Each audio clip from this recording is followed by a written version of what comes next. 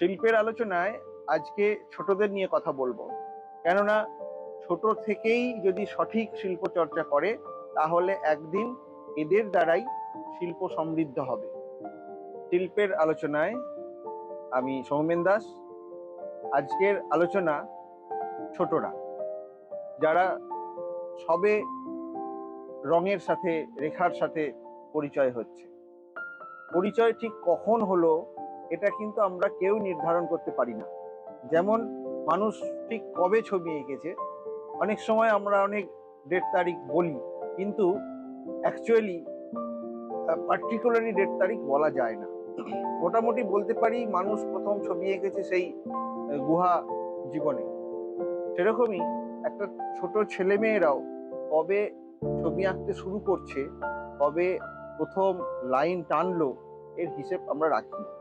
কিন্তু একটা সময়ের পরে সেই তাদের ইজিবিজি আঁকিবুকি এক একটা ফর্ম নিতে থাকে। আমরা অভিভাবকেরা তখন লক্ষ্য করি অনেকেই যে এই ছবিটা একটা যেন ছবি হয়ে উঠছে, সেও ছবি আঁকছে, আমরাও বলছি বাহ দারুণ হচ্ছে।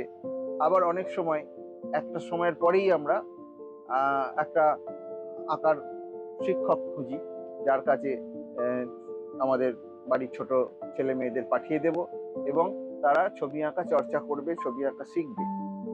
কিন্তু একটা সময় পর্যন্ত বাড়িতেই তার নিজের স্বাধীন মতো এই আঁকিবুকি কাটা উচিত। কেননা যখনই কেউ আমরা তাকে শেখাতে চাই তখন তার নিজের স্বতঃস্ফূর্ততা নষ্ট হয় এবং প্রয়োজন হচ্ছে একটা নির্দিষ্ট বয়সের পর, মোটামুটি আমি মনে করি যেটা বর্তমানে 5 বছর বয়স ঠিক শেখার বয়স, তো 5-6 এরকম একটা এজে শেখার জন্য কোনো সংস্থায় পাঠানো যেতে পারে।